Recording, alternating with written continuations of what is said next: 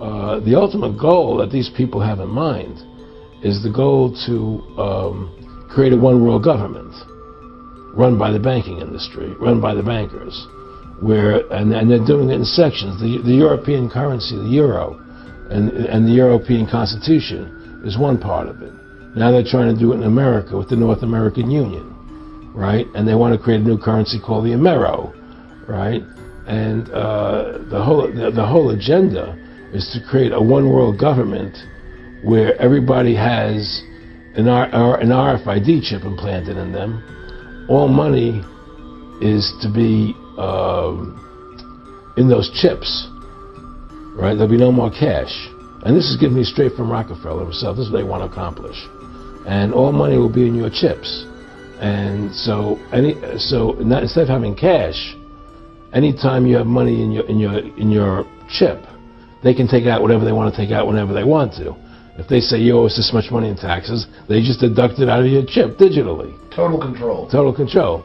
And if you're like me or you, and you're protesting what they're doing, they can just turn off your chip. And you have nothing. You can't buy food. You can't do anything. It's total control of the people. And that chip's connected to a database that has your purchasing records, what you do, what everything. You sell. Everything is in there, you know? And so they want a one world government controlled by them, everybody being chipped, all your money in those chips, and they control the chips, and they control people. And you become a slave. You become a serf to these people. That's their goal. That's their intentions. Eric, can you be specific about when you met Rockefeller, how it happened in these discussions? I met Rockefeller through a female attorney I knew who called me up one day.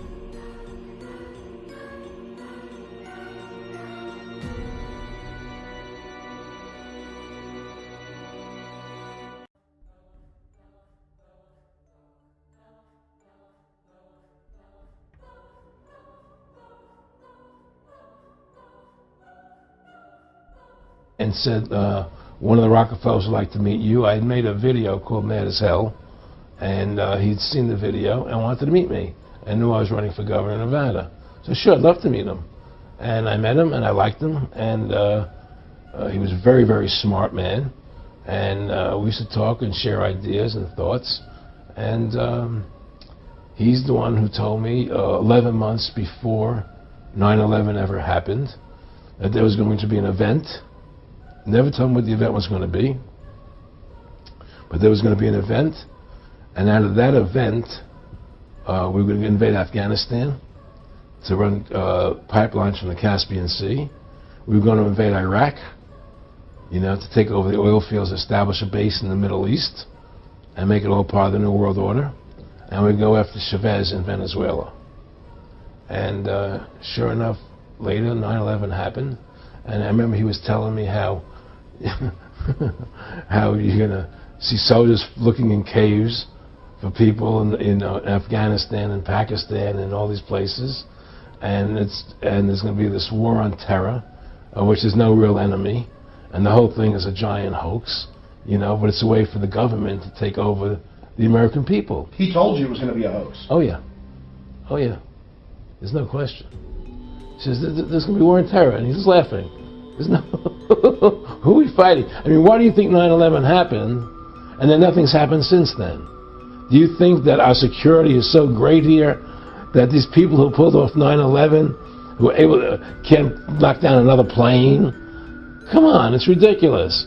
9/11 was done by people in our own government and our own banking system to perpetuate the fear of the American people into subordinating themselves to anything the government wants them to do. That's what it's about, and to create this war, this endless war on terror. And that's why and that was the first lie. And the next lie was going into Iraq, you know, to get Saddam Hussein out with his weapons of mass destruction. That was the next lie. Now, specifically, this was a little over 6 years ago. This was 11 months before 9/11. Yeah. And Nick Rockefeller, who's a lawyer, he's become your friend over the previous years, and he's saying to you that there's going to be this big event, and then out of that we're going to have a war on terror, and it's just going to go on and on. Right. An endless war on terror without any real enemy. That you can never, so you can never define a winner. And did he say that it's going to be perfect because you can't define an enemy? It just goes on and on? Because you can't define a winner. There's no one to beat, so it goes on and on forever. And they can do whatever they want. They scare the hell out of the American public. Look, this whole war on terror is a fraud. It's a farce. It's very difficult to say it out loud because people are intimidated against saying it. Because if you say it, they want to make you into a nutcase. But the truth has to come out. That's why I'm doing this interview. The fact of the matter happens to be that the whole war on terror is a fraud. It's a farce. There's a war going on in Iraq because we invaded Iraq. And people over there fighting, you know. But the war on terror, it's a joke, you know. And until we discover what really happened on 9/11 and who was responsible for 9/11, because that's where the war on terror emanates from. That's where it comes from. It was 9/11 that allowed this war on terror to begin. And until we get to the bottom root of 9/11, the truth of 9/11, we'll never know about the war on terror. Aaron, you said that he was, and I think it's important, and I know this about the Rockefellers, from Dr. Dennis Cuddy and many others, who literally, you'll be 20 years old in a lunch line at college, and no, there's David Rockefeller. And they're experts at recruiting and getting what they call players, and that clearly he was, I want to make it specific and just get you to reiterate what you said last night about you got 30% of the vote, you were having an effect, you made mad as hell, they knew that you'd started the Constitution Party, they knew that you were somebody who was taking action and getting things done, you'd already made some big films, had a lot of other successes, so they were trying to recruit you, and didn't it come down to the point of, hey, we are here to recruit you, and don't worry, your chip's going to say, don't mess with us, you know, this guy's don't touch. Yes, that did happen. I was definitely being recruited, but it's more subtle than that. Well, in your words, just go through the process, and then what he said. Well, what it is remember, we were friends, and we used to go to my house a lot. We'd have dinner, we'd talk, and he'd tell me about business investments, how you get involved in, you know, or they would help me with this business investment or that business investment. And was I interested in joining the Council on Foreign Relations? You know, I would have to get a letter to join them, but was I interested in that? And, you know, just stuff, you know, leading you on. And I used to say to him that I never really did that because that wasn't where I was coming from. You know, as much as I like you, Nick, you know, your ways and my ways, we're on the opposite side of the fence. You know, I don't believe in enslaving people, you know, and he would come back with, oh, I do? Or? Well, it would be more like, you know... It's better for them. Well, it's more like, you know, how do I put it? It was like, what do you care about them? What do you care about those people? What difference does it make to you? Take care of your own life. Do the best you can for you and your family. What do the rest of the people mean to you? They don't mean anything to you. They're just serfs. They're just people. You know, it was just a lack of caring, you know, and that's just not who I was. It was just sort of like cold, you know. It was just like cold, you know. And I used to say to him, what's the point of all this? You have all the money in the world you need. You have all the power you need. What's the point?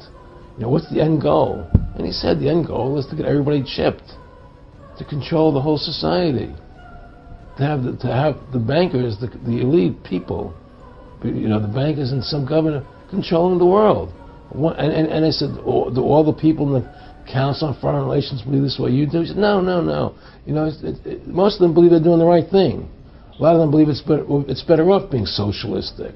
You know, we have to convince people that that socialism is really capitalism. Because America is becoming a socialist country. It's a communist country today.